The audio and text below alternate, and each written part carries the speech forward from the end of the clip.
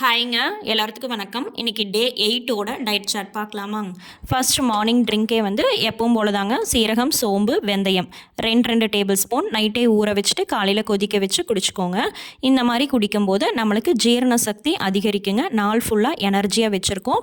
சீரகம் வந்து நம்மளோட உடம்பை சீராக்குங்க. அதுக்காக இந்த ட்ரிங்க் கண்டிப்பாக மார்னிங் ரெகுலராக எடுத்துக்கோங்க. அடுத்த ட்ரிங்க் வந்து நெல்லிக்காய் ஜூஸ் தாங்க. ஒருத்தருக்கு ஒரு நெல்லிக்காய் எடுத்தாலே போதுங்க. அதுக்கப்புறம் நம்ம வந்து நல்லா வாஷ் பண்ணிவிட்டு கொட்டையை எடுத்துகிட்டு குட்டி குட்டியாக கட் பண்ணி சேர்த்துக்கோங்க. இஞ்சி வந்து ஒரு துண்டு மட்டும் சேர்த்திக்கோங்க. இஞ்சி எவ்வளோக்கு எவ்வளோ சேர்த்துறமோ அந்தளவுக்கு வந்து நம்மளோட ஃபேட் லாஸ் வந்து சீக்கிரமாக இருக்குங்க. அதுக்கப்புறம் புதினா தலை, கறிவேப்பிலை இதெல்லாம் இருந்தால் சேர்த்திக்கோங்க. இல்லாட்டி ஒன்றும் பிரச்சனை இல்லை. 1/4 டம்ளர் தண்ணி விட்டு நல்லா நைஸாக அரைச்சி எடுத்துக்கோங்க. நல்லா நைஸாக அரைச்சிட்டோம்னா நம்ம வடிகட்ட கூட வேண்டியது இல்லைங்க. 1/4 டம்ளர் நெல்லிக்காய் ஜூஸ் வருமாங்க. அதுக்கப்புறம் நல்லா வார்ம் வாட்டர், வெதுவெதுப்பான தண்ணி வந்து மீதிக்கு ஃபில் பண்ணிடுங்க. 300 ml இந்த மாதிரி நெல்லிக்காய் ஜூஸோ இல்லை சொரக்காய் ஜூஸோ இல்லை வெள்ளைப்பூசணி ஜூஸோ நீங்கள் எடுத்துக்கும் போது நம்மளோட உணவு குழாயாக இருக்கட்டும் இல்லை உடல் உறுப்புகள்லையாக இருக்கட்டும் தேங்கி இருக்கிற தேவையில்லாத கொழுப்புகளை வந்து கரைக்கிறதுக்கு தான் இந்த ஃபேட் கட்டர் ட்ரிங்க் ரெகுலராகவே காலையில் எடுக்கிறேங்க. மார்னிங் பிரேக்ஃபாஸ்ட் வந்து பார்த்திங்கன்னா கம்பு சாதம், கம்மஞ்சோறுன்னு சொல்லுவாங்களாங்க, அது ஒரு உருண்டை, கத்திரிக்காய் புளிக்குழம்பு, அதுக்கப்புறம் நட்ஸுங்க, மோர் ஒரு டம்ளர், பச்சைப்பயிறு முளை கட்டினதுங்க. கம்பு சாதத்துக்கு வந்து ஃபஸ்ட்டு ஸ்டவ் ஆன் பண்ணிவிட்டு குக்கரில் 2 டம்ளர் தண்ணி விட்டு குக்கரில் அந்த தண்ணி கொதிக்க வச்சுருங்க. அதுக்குள்ளேயே குக்கருக்குள்ளே நம்மளுக்கு வந்து ஒரு குண்டா செட் ஆகிற மாதிரி எடுத்துக்கோங்க. அதில் வந்துட்டு நான் கடையில் வாங்கின காட்டு கம்பு குரணை தான் எடுத்திருக்கேங்க. அது வந்து 1 டம்ளர் எடுத்திருக்கேன். இந்த மாதிரி பெரிய டம்ளரில் காட்டு கம்பு குரணை கடையில் வாங்கினதை எடுத்திருக்கேங்க. நீங்கள் வந்து முழு கம்பாய் எடுத்தாலும் மிக்சியில் வந்து அரைச்சிக்கோங்க. அரைச்சிட்டு இந்த மாதிரி குரணை மாதிரி செஞ்சுட்டு 1 டம்ளர் கம்பு குரணைக்கு நீங்கள் எதில் அளந்தீங்களோ அதுலேயே 2 டம்ளர் நல்லா வலிய ஊற்றிக்கோங்க. 2 டம்ளர் நல்லா நிறையா தண்ணி விட்டு இந்த மாதிரி மிக்ஸ் பண்ணி விட்டுருங்க. கட்டியெல்லாம் மிக்ஸ் பண்ணி விட்டுருங்க. குக்கரில் தண்ணி கொதிச்சுட்ருக்குல்ல அதில் வந்து அடியில் ஸ்டாண்டோ தட்டோ வச்சுட்டு நம்ம கம்பு குரணை கலக்கி வச்சுருக்கிற அந்த பாத்திரத்தை வந்து உள்ளே வச்சுட்டு இந்த மாதிரி மீடியம் ஃப்ளேமில் அடுப்பை வச்சுட்டு கிளறி விட்டுட்டே இருங்க. ஒரு 5 நிமிஷத்தில் நம்மளுக்கு நல்லா கெட்டியாகுங்க. கம்பு வெந்துக்கிட்டு அப்படியே கெட்டியாகிட்டே இருக்கும். இந்த மாதிரி நம்ம வந்து சீக்கிரமாக ஒரு 10 நிமிஷத்தில் கம்மஞ்சாப்பாடு கிளறாமே நல்லா குயிக்காக ரெடி பண்ணிடலாங்க. 5 நிமிஷத்தில் நம்மளுக்கு இந்த மாதிரி கொஞ்சம் கொஞ்சமாக கெட்டியாக ஆரம்பிக்கும். இந்த மாதிரி கொஞ்சம் கெட்டி ஆனதையுமே, இந்த கன்சிஸ்டன்சி கெட்டி ஆனதையுமே நீங்கள் வந்து ஒரு கையை வந்துட்டு குளுந்தண்ணியில் நனைச்சிட்டு இந்த மாதிரி சைடில் இருக்கிறதெல்லாம் கரெக்ட் பண்ணி விட்டுருங்க. கரெக்ட் பண்ணி விட்டுட்டு நம்ம வந்து தட்டு போட்டு மூடி விசில் விட்டுக்கலாங்க. தட்டு மேலே வச்சிங்கன்னா தான் அந்த ஆவி தண்ணி உள்ளே போகாது. 5 விசில் விட்டு எடுத்திங்கனாவே நல்லா கம்பு வந்து வெந்து வந்துடும். நல்லா நம்மளுக்கு பர்ஃபெக்டாக உருண்டை பிடிக்கிற மாதிரி வந்துடுங்க. 5 விசில் வந்ததுக்கப்புறம் நம்ம வந்துட்டு நல்லா ஆற வச்சதுக்கப்புறம் நீங்கள் ஓப்பன் பண்ணி பார்த்துக்கலாம். ஆறுனா தான் நம்மளுக்கு வந்து அது நல்லா கெட்டியாக வருங்க. இந்த மாதிரி நம்மளுக்கு நல்லா கம்பு வெந்து வந்துடும். ஈஸியான மெத்தடுங்க. 1 டம்ளர் கம்பு குரணைக்கு நல்லா நிறையா 2 டம்ளர் தண்ணி வச்சுக்கோங்க. இந்த மாதிரி நம்மளுக்கு நல்லா உருண்டை பிடிச்சும் மோர் கலந்து சாப்பிட்லாம். இல்லை நம்ம ஏதாவது இந்த கத்திரிக்காய் புளிக்குழம்பு, பருப்பு சாம்பாருக்கெலாம் நல்லாவே ஊற்றி சாப்பிட்ற மாதிரி இருக்குங்க. நான் வந்து 1 டம்ளர் வச்சதே இது வந்து ஒரு 5 உருண்டை தாராளமாக வருங்க. நான் அதில் வந்து 1 உருண்டை ப்ளஸ் ஒரு 2 கரண்டி கத்திரிக்காய் புளிக்குழம்பு, அதுக்கப்புறம் நான் 1 டம்ளர் மோர் எடுத்துக்கிட்டேங்க. அப்புறம் நார்மலாக எப்பவும் போல் நட்ஸு தாங்க, கருப்பு திராட்சை, பாதாம், அத்திப்பழம் இது எல்லாமேங்க. அதுக்கப்புறம் ஒரு கைப்பிடி அளவு முளைக்கட்டின பாசி பயிறு, பச்சை பயிறு, அதுக்கப்புறம் மாதுளம்பழம், ஆப்பிள் கூட சேர்ந்து எடுத்துக்கிட்டேங்க. ஃப்ரூட்ஸ் சேர்த்து எடுக்கும்போது தான் நம்மளுக்கு வந்து நம்ம பயிர் வந்து பச்சையை எடுக்கும்போது ப்ளோட்டிங் வராமல் இருக்குங்க. கண்டிப்பாக பாதாமில் வந்து தோல் உரிச்சிருங்க, தண்ணியை ட்ரெயின் பண்ணிடுங்க, ஏன்னா அதில் ஆசிட் கண்டென்ட் இருக்குங்க. இதுதான் மார்னிங் பிரேக்ஃபாஸ்ட்டாக நான் எடுத்ததுங்க. அதுக்கப்புறம் மிட் மார்னிங் ஸ்நாக்ஸ் வந்து பார்த்திங்கன்னா ஒரு வாழைப்பழமும் ஒரு ஆரஞ்சும் தாங்க. கண்டிப்பாக நீங்கள் வந்துட்டு ஏதாவது ஒரு நேரமாவது ஃப்ரூட்ஸ் ஆட் பண்ணிக்கோங்க. அப்போ தான் கான்ஸ்டிபேஷன் பிரச்சனை இருக்காது.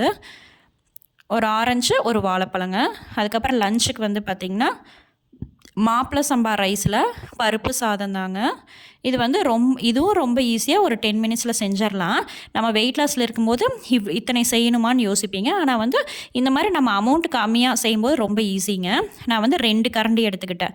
2 கரண்டினா ஒரு 60 கிராம்ஸ் வருங்க. மீடியம் ஃப்ளேமில் வச்சு நல்லா ட்ரை ரோஸ்ட் பண்ணி எடுத்துக்கோங்க. ஒரு 5 நிமிஷம் நீங்கள் அதை வந்து வறுத்து விடும்போது நல்லா அந்த அரிசி மாப்பிள சம்பா அரிசியில் வந்து லைட்டாக வெள்ளை வெள்ளையாக உடஞ்சி அது பொரிஞ்சு வருங்க. பொரிய ஸ்டார்ட் ஆனதுமே நீங்கள் ஆஃப் பண்ணி ஆற வச்சுக்கலாம். அது வாயில் போட்டு பார்த்திங்கனாவே செம்ம டேஸ்ட்டு அப்படியே பொரி மாதிரி இருக்குங்க. நல்லா 2-3 டைம் வாஷ் பண்ணிவிட்டு இந்த மாதிரி சல்லடையில் வச்சு வடிகட்டி எடுத்துக்கோங்க. இல்லாட்டி அரிசி வந்து வேஸ்ட்டாக கீழே போகும். நான் வந்து பாசி பருப்பு நாங்கள் தோட்டத்தில் வாங்கின பாசி பருப்பு தான். அதனால் வந்து ஃபஸ்ட்டே நாங்கள் நல்லா வறுத்து கழிஞ்சு தான் வச்சுருக்கோங்க. அதனால் நான் அது வந்துட்டு 2 கரண்டி எடுத்திருக்கேன். 2 கரண்டி மாப்பிள சம்பா ரைஸு, 2 கரண்டி பாசி பருப்புக்கு 2 டம்ளர் தண்ணி விட்டுக்கிட்டேங்க. எல்லாமே 2 கரண்டி மாப்பிள சம்பா, 2 கரண்டி பாசிப்பயிறு, 2 டம்ளர் தண்ணி விட்டு ஊற வச்சுக்கிட்டேங்க. 10 நிமிஷம் தான் ஊறிச்சு. தாளிப்புக்கு சீரகம், வரமிளகாய், கறிவேப்பிலை தழை, பெரிய வெங்காயம் சேர்த்துக்கிட்டேன். நீங்கள் வேணால் சின்ன வெங்காயம் சேர்த்துக்கலாம். ஒரு தக்காளி சேர்த்துக்கிட்டேங்க. அதுக்கப்புறம் அது தக்காளி வணங்குறக்குள்ளே பூண்டு, சீரகம், மிளகு, வரமிளகாய் இது எல்லாமே வந்து ஒரு 1/4 டேபிள் ஸ்பூன் சேர்த்திட்டு நம்ம பருப்பு சாப்பாட்டுக்கு எப்படி அரைப்போமோ அந்த மாதிரி கொரகொரப்பாக அரைச்சிக்கோங்க. தக்காளியும் வணங்கிரும். தக்காளிக்கு வந்து நம்ம எண்ணெய் கம்மியாக ஊற்றுறதுனால கொஞ்சோண்டு வந்துட்டு நீங்கள் தண்ணி தெளித்து கூட தக்காளியை வணங்க விட்டுக்கலாம். உப்பு தண்ணி தெளித்து விட்டிங்கன்னா நல்லா தக்காளி வணங்கிருங்க. மஞ்சத்தூள், சாம்பார் தூள், நான் வீட்டில் அரைச்ச சாம்பார் தூள் போட்டிருக்கேன். நீங்கள் இல்லாட்டி வரமிளகாய் தூள் கூட போட்டுக்கலாம். அரைச்சி வச்ச பேஸ்ட்டும் சேர்த்திட்டு லைட்டாக எல்லாத்தையுமே வணங்க விட்டுட்டு நம்ம ஊற வச்சுருக்குறோம்ல 2 டம்ளர் தண்ணி விட்டு அரிசி ஊற வச்சுருக்கிறத எல்லாத்தையுமே ஒன்றா சேர்த்திடலாங்க. ஒரு 10 நிமிஷம் தான் நான் இந்த வெங்காயம் தக்காளியில் கட் பண்ணுற வரைக்கும் தான் ஊறிச்சுங்க. அதுக்கப்புறம் தேவையான அளவு உப்பு சேர்த்துட்டு மல்லித்தலை இருந்தால் சேர்த்திக்கோங்க. நம்ம வந்து குக்கர் மூடி போட்டு 5 விசில் விட்டு எடுத்துக்கலாங்க. நம்ம வந்து அரிசி வந்து மாப்பிள சம்பா அரிசி வந்து நல்லா வறுத்துறதுனால சீக்கிரமாகவே வெந்துருங்க. 5 விசில் விட்டிங்கன்னா போதும்.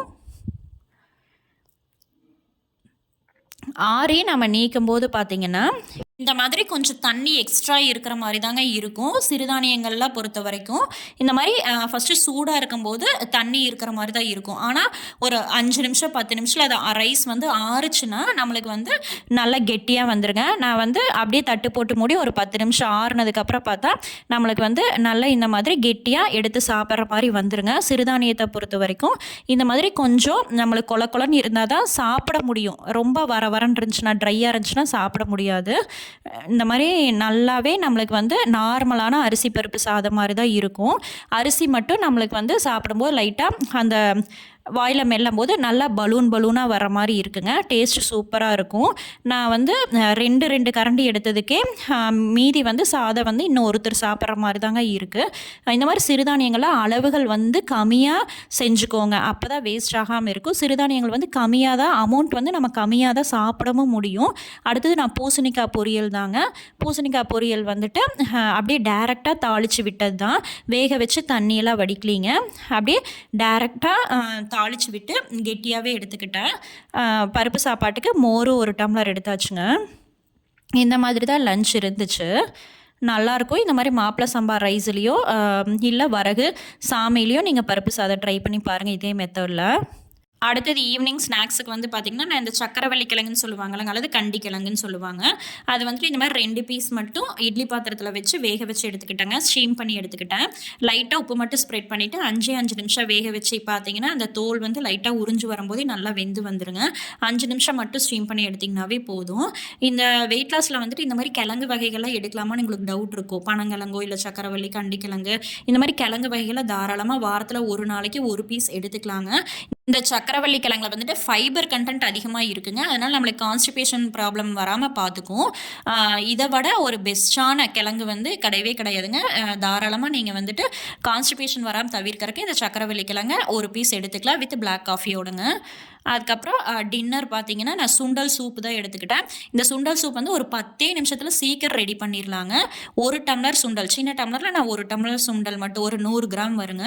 அது மட்டும் எடுத்துகிட்டு ஒரு டைம் வந்து நல்லா வாஷ் பண்ணி எடுத்துக்கிட்டேன். அதுக்கப்புறம் வந்துட்டு நான் மதியானம் 2 மணிக்கு ஊற வச்சங்காட்டி சுடுதண்ணி ஊற்றி ஊற வச்சுக்கிட்டேங்க. நல்லா சூடாக சுடுதண்ணி ஊற்றி ஊற வச்சிங்கன்னா சீக்கிரம் ஊறிக்கும். நீங்கள் ஒரு வேளை ஊற வைக்கிறதுக்கு மறந்துட்டிங்கன்னா இந்த மாதிரி சுடுதண்ணி ஊற்றிட்டிங்கனாவே நல்லா 2 to 3 மணி நேரத்துக்குள்ள நம்மளுக்கு சுண்டல் நல்லா ஊறி வந்துருங்க. நான் 1 டம்ளர் சுண்டலுக்கு 3 டம்ளர் தண்ணி விட்டு தான் ஊற வச்சேங்க. ஊற வச்ச தண்ணியோடவே டைரெக்டாக குக்கரில் சேர்த்திக்கோங்க. அது கூடவே 10 சின்ன வெங்காயம், 7 பல் பூண்டு, 1 தக்காளி சேர்த்திக்கோங்க. இஞ்சி வந்து ஒரு துண்டளவு தட்டி போட்டுக்கிட்டேங்க. 1 டேபிள் ஸ்பூன் சோம்பு, ஒரு துண்டளவு, ஒரு பீஸ் துண்டளவு பட்டை, லவங்க பட்டைன்னு சொல்லுவாங்களாங்க, அது சேர்த்திக்கிட்டேன். பெருங்காயத்தூள் ஒரு பின் சேர்த்திக்கோங்க. அப்போ தான் வந்து சுண்டல்லாம் நம்ம சேர்த்திக்கும் போது அந்த கேஸ் ப்ராப்ளம் வராமல் தடுக்கிறதுக்கு பெருங்காயத்தூள் தாராளமாக சேர்த்திக்கலாங்க. அதுக்கப்புறம் 1/2 டேபிள் ஸ்பூன் காரத்துக்காக வீட்டில் அரைச்ச சாம்பார் தூள், மஞ்சத்தூள் சேர்த்திட்டு சூப்புக்கு தேவையான உப்பு சேர்த்திக்கோங்க. உப்பு வந்து கொஞ்சம் கம்மியாகவே சேர்த்திக்கோங்க முடிஞ்ச அளவுக்கு. ஏன்னா எல்லாமே நம்ம அமௌண்ட் வந்து குவான்டிட்டி வந்து கம்மியாக வைக்கும்போது உப்பு வந்து கம்மியாக சேர்த்திக்கோங்க. அதுக்கப்புறம் எப்பவும் போல் நம்ம 6 விசில் விட்டு எடுத்தோம்னா சூப்பரான சுண்டல் சூப் வந்து 10 நிமிஷத்தில் ரெடி ஆயிருங்க.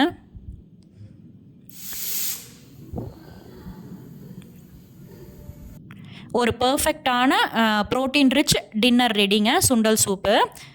நல்லா ஆறுனதுக்கப்புறம் பார்த்திங்கன்னா எனக்கு இந்த மாதிரி தான் இருந்துச்சு. நான் வந்து தண்ணி வந்து 3 டம்ளர் தான் வச்சேன். ரொம்ப கம்மியாக தான் இருந்துச்சுங்க. நீங்கள் 4 டம்ளர் தண்ணி ஆட் பண்ணிக்கோங்க. 1 டம்ளர் சுண்டலுக்கு 4 டம்ளர் தண்ணி ஆட் பண்ணி வேக வச்சு எடுத்துக்கோங்க. நான் வந்து டேரெக்டாக எல்லாமே மிக்ஸி ஜாரில் போட்டு அரைச்சி எடுத்துக்கிறேங்க. இந்த மாதிரி மிக்ஸி ஜாரில் போட்டு நம்ம அரைச்சி எடுத்து சூப்பு குடிக்கும்போது செம்ம டேஸ்ட்டாக இருக்குங்க. ரொம்ப நைஸாக அரைக்க வேண்டாம், கொரகொரப்பாக ஒன்றும் பாதியமாக அரைச்சி எடுத்துக்கோங்க. நான் வந்துட்டு கொஞ்சம் தண்ணி கம்மியாக இருந்து திக் பேஸ்ட்டாக இருந்ததுனால ஒரு 1/2 டம்ளர் சுடு தண்ணி மட்டும் உள்ளே ஆட் பண்ணிக்கிட்டேங்க. லாஸ்ட்டாக பெப்பர் தூள் போட்டோம்னா நல்ல டேஸ்ட்டாக இருக்குங்க. அதுக்கப்புறம் நான் வந்து மல்லித்தலை இல்லாதனால கறிவேப்பிலை தலை மட்டும் தூவி ஒரு பவுல் எடுத்துக்கிட்டேங்க. நம்ம இந்த மாதிரி ஒரு ப்ரோட்டீன் ரிச்சான டின்னர் எடுக்கும்போது நம்மளுக்கு வந்து வயிறும் ஃப்ரீயாக இருக்குது. நைட்டு தூங்குறதுக்கு வயிறும் ஃப்ரீயாக இருக்கும். நம்மளுக்கு வயிறும் நிறைஞ்ச மாதிரி இருக்குங்க சுண்டெல்லாம் எடுக்கும்போது. இந்த மாதிரி நைட்டுக்கு முடிஞ்ச அளவுக்கு சூப் எடுத்துக்கோங்க, இல்லை ஃப்ரூட்ஸ் எடுத்துக்கோங்க. இது கண்டிப்பாக ட்ரை பண்ணி பாருங்கள். செம்ம டேஸ்ட்டாக இருந்துச்சுங்க சுண்டல் சூப்பு. அடுத்தது வந்து ஃபேட் லாஸ் ட்ரிங்க்கு தாங்க. கண்டிப்பாக நைட்டுக்கு இந்த ஃபேட் லாஸ் ட்ரிங்க் எடுத்திங்கன்னா நல்லா வெயிட்டு குறையுங்க. டக்குன்னு ரிசல்ட் இருக்கும். இது எல்லாருமே எடுக்கலாம். சுகர் பேஷண்ட், கொலஸ்ட்ரால், தைராய்டு இருக்கிறவங்க 2 பேர் மட்டும் அவாய்ட் பண்ணணுங்க. ப்ரெக்னென்ட்டுக்கு ட்ரை பண்ணுறவங்க, ப்ரெக்னெண்ட்டாக இருக்கிறவங்க, இவங்க 2 பேர்த்தையும் தவிர்த்து எல்லாருமே எடுத்துக்கலாம். வயிறு உப்பசமாக இருக்காதுங்க, ப்ளோட்டிங் இருக்காது, டைஜஷன் சீக்கிரமாக நல்லா இருக்குங்க. அதுக்கப்புறம் தூக்கம் ரொம்ப ரொம்ப முக்கியம். 7 to 8 ஹவர்ஸ் நல்லா தூங்கி எந்திரிச்சுக்கோங்க. அப்போ தான் மைண்டும் ரிலாக்ஸாக இருக்கும். அதே மாதிரி ஏர்லி மார்னிங்கும் 5க்குள்ளே எந்திரிச்சிடுங்க. எந்திரிக்கிறத கூட நம்மளால் சாதிக்க முடியல அப்படிங்கும்போது நம்ம எதையுங்க சாதிப்போம். இதை நினச்சி எந்திரிச்சுக்கோங்க. தேங்க்ஸ் ஃபார் வாட்சிங். Bye by.